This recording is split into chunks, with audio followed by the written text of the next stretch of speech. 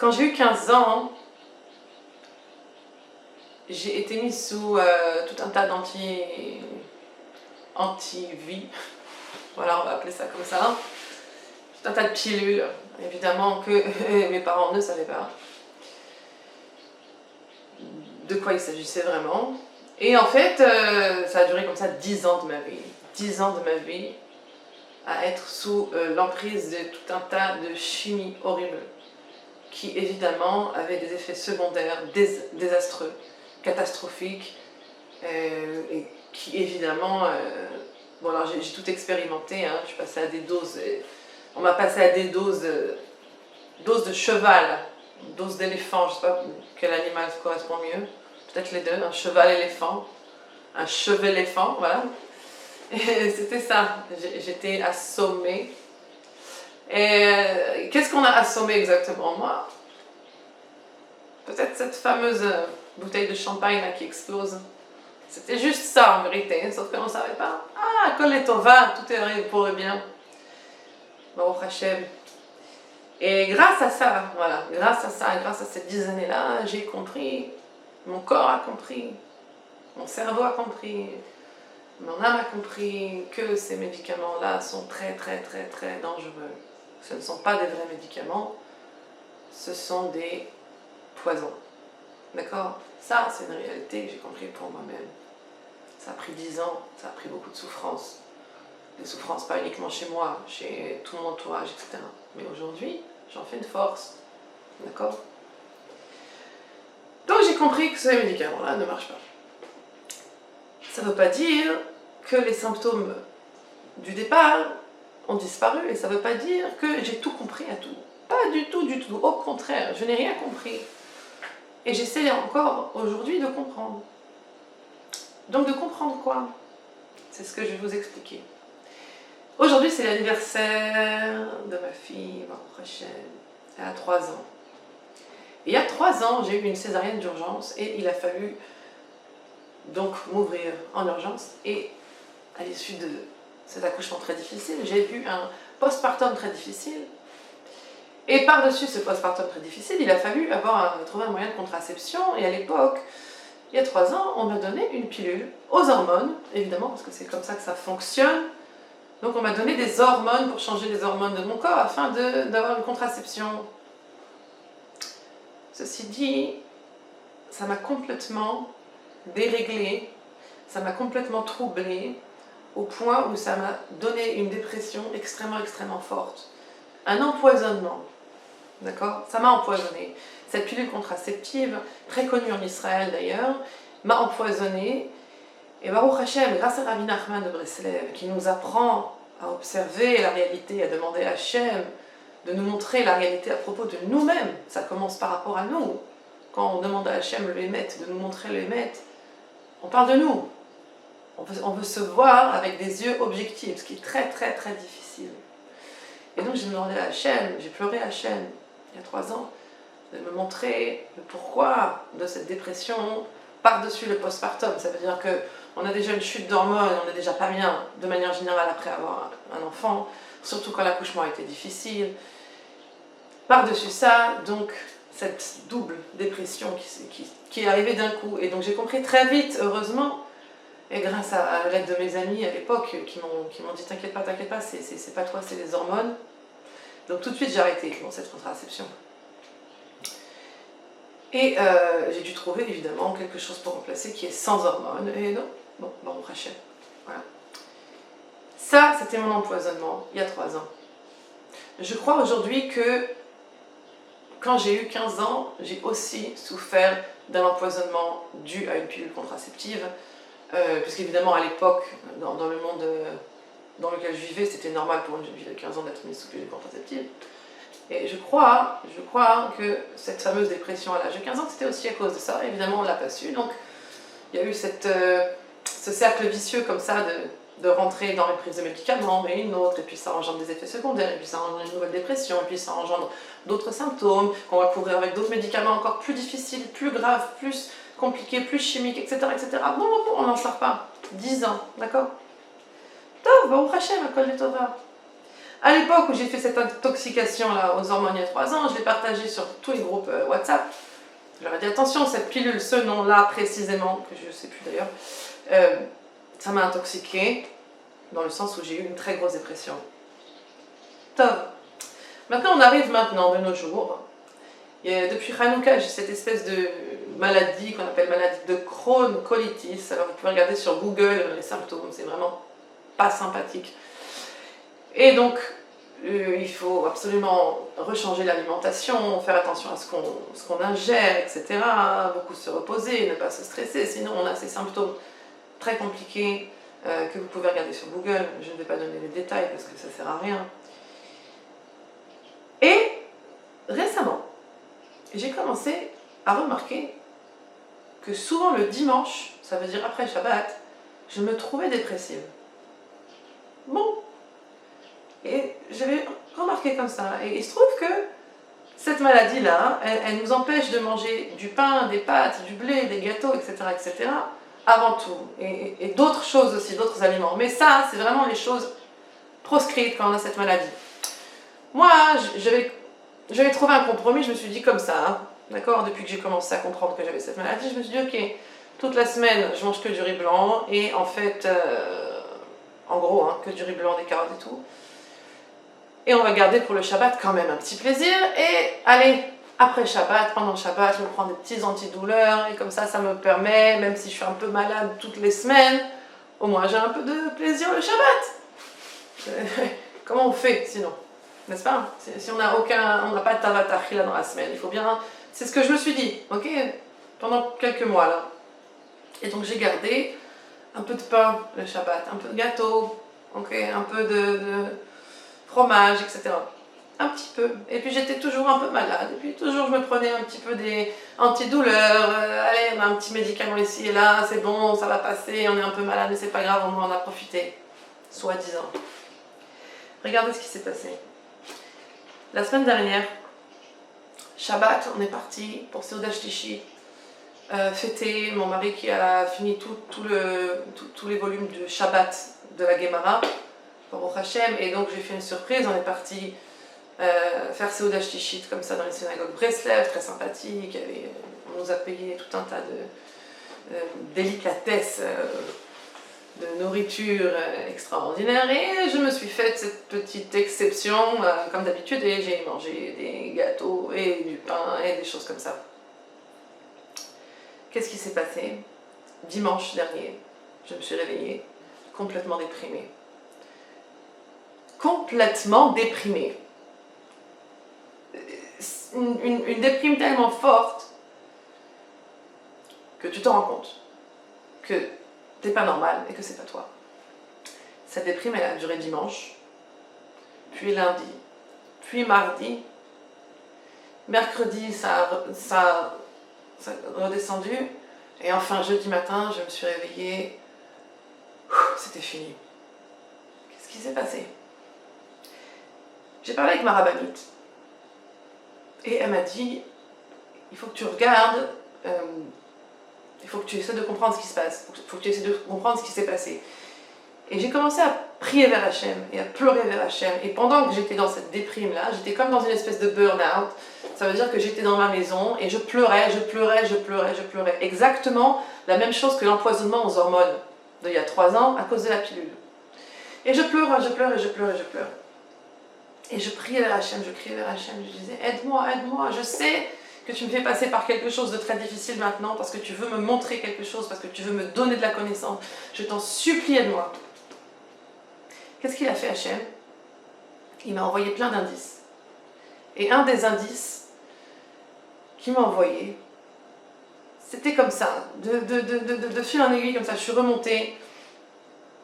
J'ai mis toutes les preuves que j'avais ensemble. Et j'ai commencé à comprendre qu'il faut absolument que je change ma nourriture parce qu'il y a une clé là-dedans. Et que je vois comme ça, je me regarde les 4 jours de déprime que j'ai eu, dimanche, lundi, mardi, mercredi, que effectivement j'étais malade, que effectivement j'ai pas pu manger correctement, que du coup j'ai dû me priver de nourriture, donc plus déprimée. Tout ça, c'est beaucoup de téphilotes, parce que pour en arriver à ces conclusions, il faut beaucoup prier vers Hachem. Ça n'arrive pas comme ça, mais il faut regarder, et il faut demander à Hachem, montre-moi, montre-moi, montre-moi, qu'est-ce qui se passe? Montre-moi le Hémet, s'il te plaît, je cherche le Hémet. Et j'ai commencé à voir qu'effectivement, je n'avais pas pu me nourrir, etc. Donc, j'ai pris la décision d'aller m'acheter un seau de protéines, avec toutes les vitamines et minéraux, etc. dedans. Et toutes ces choses-là me sont arrivées grâce à mon niveau de doute avec Hachem, évidemment. J'ai parlé avec ma rabbinite au téléphone jeudi soir et je lui ai dit, regarde, je pense que j'ai compris qu'il faut absolument que je soigne ma nutrition parce que quand je fais des écarts le Shabbat, après, ça induit en moi une dépression. D'accord? Et elle était très fière de moi, Esther Efra, d'ailleurs merci pour cette magnifique veste. Et elle m'a dit, c'est bien, tu vois, je voulais que tu comprennes qu'il y avait quelque chose, que c'était pas normal, d'accord? Les personnes qui n'ont pas ces outils-là, ces outils Breslev, et qui n'ont pas cette habitude de parler avec Hachem, de chercher la vérité, de chercher les maîtres, qu'est-ce qu'ils auraient fait? Boum, tout de suite. Psychiatre, docteur, donnez-moi des médicaments, bah, bah, bah. Et moi, Baruch Hachem, j'ai vécu 10 ans de médicaments et je sais que ça n'emmène nulle part de bien. Ça veut dire que moi, je suis une maman de 3 petits-enfants, Baruch Hachem, j'ai un mari, j'ai 3 enfants. Je suis obligée de m'occuper d'eux, je suis obligée d'être Bessimra, je suis obligée d'être bien, je suis obligée de servir Hachem, je suis obligée de trouver le Hémet surtout, et donc je ne peux pas perdre mon temps à aller me faire anesthésier ma dépression temporaire par des médicaments qui vont m'empêcher complètement de voir le Hémet et d'avancer par la suite. Et donc, grâce à Dieu, j'ai fait cette recherche sur moi-même et j'ai compris, il y a une clé dans la nutrition.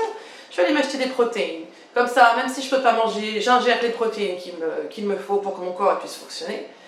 Et tout de suite, ça a été mieux.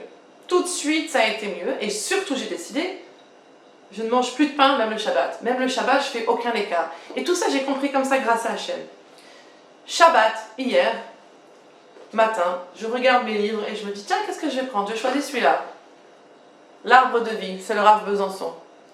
Voilà, puisque j'ai eu la chance, c'est le zéro de Hachem, de le rencontrer jeudi soir à un mariage auquel j'étais invitée. Et donc j'ai dit, voilà, mon très cher Rav Besançon, je vais prendre ton livre et puis je vais l'ouvrir.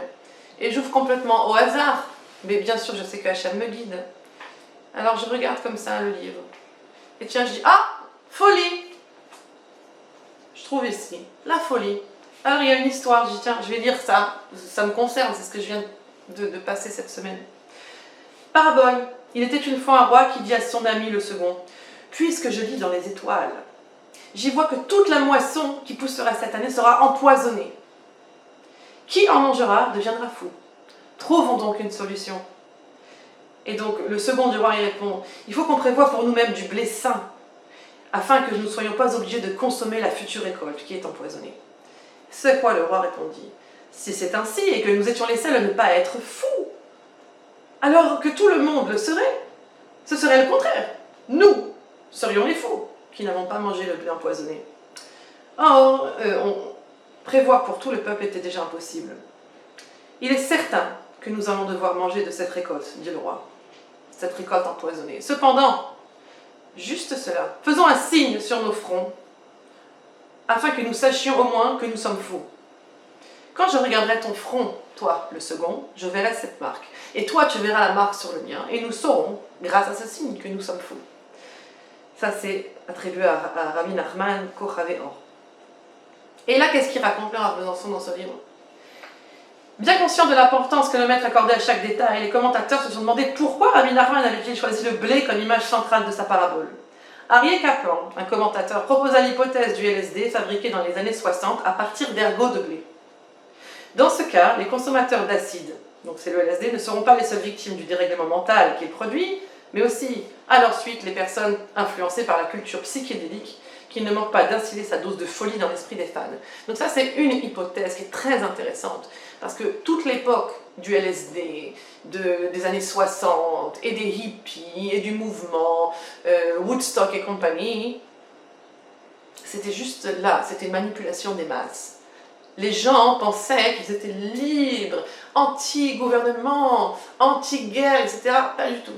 Ils participaient complètement à la destruction du monde, à la violence du monde, par ce mouvement qui poussait les gens à prendre du LSD, donc à s'empoisonner pour avoir des hallucinations et être dans la libération sexuelle, soi-disant, c'est-à-dire la destruction du mariage. Ça, c'était une volonté de la CIA, la CIA, les services secrets américains, pour détruire le mariage, une fois de plus, parce que quoi d'autre il essaye de faire, notre ennemi Amalek, que son nom soit effacé. Donc ça, c'est une possibilité, une réponse une interprétation de Rabbi Nachman qu'il a écrit sur cette histoire du blé qui rend fou il y a 200 ans. Donc cette première option, il faisait référence à l'époque du LSD qui allait venir. Et il y a un autre commentateur qui a dit ça. Mais voici, plus récemment, jettera une surprenante lumière sur l'image qui jettera une surprenante lumière sur l'image du blé, Wheat Belly, par William Davis, où l'auteur démontre scientifiquement les effets catastrophiques du blé industriel et de ses dérivés sur la santé physique et psychique de la population. Selon ses recherches, la suppression d'aliments à base de blé guérirait de nombreux troubles psychiques. Hachem m'a fait ouvrir ce livre après que j'ai passé cette épreuve difficile à cause d'une intoxication au blé. Il m'a fait ouvrir ce livre à cette page exactement pour me dire: oui, mon enfant, tu as raison. Tu t'es empoisonné au blé. Tu as été intoxiqué au blé. De la même manière que j'ai été intoxiquée aux hormones il y a 3 ans et que Baruch Hashem, j'ai prié vers Hachem, j'ai crié vers le Créateur pour lui demander de m'aider, parce qu'il est hors de question de courir vers le psychiatre pour se faire endormir et anesthésier, parce que je sais que ça ne sert à rien. Alors cette fois-ci, Hachem m'a dit: oui, mon enfant, tu as été empoisonné au blé. Tu as été intoxiqué par le blé. C'est resté dans ton sang 4 jours, et maintenant c'est parti. Ce livre est extraordinaire, ça s'appelle L'Arbre de vie, je conseille à tout le monde, je l'ai reçu en cadeau, Baruch Hashem. N'ayez pas peur. N'ayez pas peur de demander au Créateur de vous montrer la vérité. Heureusement que j'ai Rabbi Nachman et que j'ai pu me sortir de ce pétrin. On est empoisonné, mes amis. On est empoisonné. Les hormones, elles sont aussi, malheureusement, dans toutes les viandes, dans tous les œufs maintenant. Ça veut dire qu'aujourd'hui, on pense qu'on mange cachère, mais malheureusement, il n'y a plus grand-chose qui est cachère. Ça veut dire que cachère, déjà, c'est de ne pas manger des choses dangereuses pour la santé. Imaginez qu'il y a plein de gens comme moi qui sont sensibles, parce qu'au final, c'est juste que je suis sensible. Mais moi, je le vois dans mon ventre. Mais combien de personnes ne sont pas aussi sensibles que moi au niveau du ventre, mais vont être sensibles à l'empoisonnement au blé qui est dans la tête? Ça veut dire que d'autres personnes vont manger ce même blé, c'est le blé industriel. C'est des études scientifiques là, qui sont rapportées. Il s'appelle William Davis, ok? Regardez par vous-même. William Davis, regardez sur Internet, vous allez voir ces études scientifiques. Le blé est empoisonné de nos jours et crée des damages, des catastrophes mentales. D'accord? Pas tout le monde a la maladie de Crohn, Baruch Hashem. Donc moi j'ai pu faire un lien. Mais imaginez le nombre de personnes qui deviennent dépressives parce qu'elles consomment ce fameux blé. Mais c'est pas possible de ne pas vous le dire. Alors qu'est-ce qu'on fait? Aujourd'hui, des choses comme ça, hein, c'est partout autour de nous. C'est partout. Il faut prier vers Hachem, il faut crier vers Hachem, pleurer vers Hachem, pour le supplier de nous montrer le Hémet pour notre vie. Ça veut dire que moi, grâce à ça, je me suis rendu compte que c'était un empoisonnement, les hormones de la pilule, que c'est un empoisonnement, le blé. Mais combien d'autres choses comme ça dans notre vie nous tuent à petit feu, nous empoisonnent à petit feu et nous détruisent. J'ai entendu une maman à Jérusalem qui a été mise sous antidépresseur parce qu'elle est enceinte du 6e et qu'elle ne supporte plus sa vie. Et j'ai demandé, mais qu'est-ce qu'elle fait cette maman? Et elle me dit, elle travaille tous les matins dans un call center et elle se retrouve avec ses 5 enfants plus le 6e enceinte tout l'après-midi, après elle devoir s'occuper de... Je dis, mais tu m'étonnes qu'elle est dépressive, elle est empoisonnée par un travail horrible, stressant. Alors oui, oui bah bien sûr, on va te donner des médicaments. Tiens, allez, tais-toi, sois un robot maintenant. Il faut que tu ramènes l'argent, il faut que tu sois efficace, que tu arrives à cuisiner, faire le ménage, aller chercher les enfants à l'école, changer les couches. Et tais-toi, surtout tais-toi. Ne dis pas que ça va pas. Tiens, prends des médicaments. Il y a combien de poisons aujourd'hui dans nos vies? Sans parler du poison numéro 1 qui est en train de tuer tout le monde, malheureusement, que c'est interdit d'en parler, attention, parce que sinon on va se faire censurer. Il faut crier vers la chaîne. Il n'y a plus que ça à faire. Voilà. Comme moi j'ai fait quand j'étais pas bien, pendant ces 4 jours, j'ai fermé les volets, j'ai fermé les fenêtres. J'ai pleuré, j'ai crié vers la chaîne, je lui ai dit aide-moi, je t'en supplie, aide-moi. Sachez qu'il est là, qu'il écoute et que c'est la seule chose qu'il vous demande de faire, c'est de crier vers lui, de pleurer vers lui, de tout votre cœur, de tous vos moyens, de toute votre âme, pour qu'il vous montre la vérité et que vous sortiez de l'empoisonnement. Bezrat Hashem, que des bonnes nouvelles et une excellente semaine à vous tous. Merci du fond du cœur.